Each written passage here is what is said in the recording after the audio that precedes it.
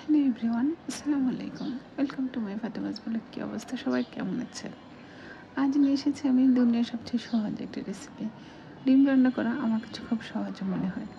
আর বাসায় আমি ডিমের কুরমা, ডিমের জাল ফ্রাই এই দুটো আইটেম করে থাকি। বিশেষ করে ফ্রাইডে চিকেন একটা আইটেমের সাথে আমি এই দুইটা জিনিসের একটা করে থাকি।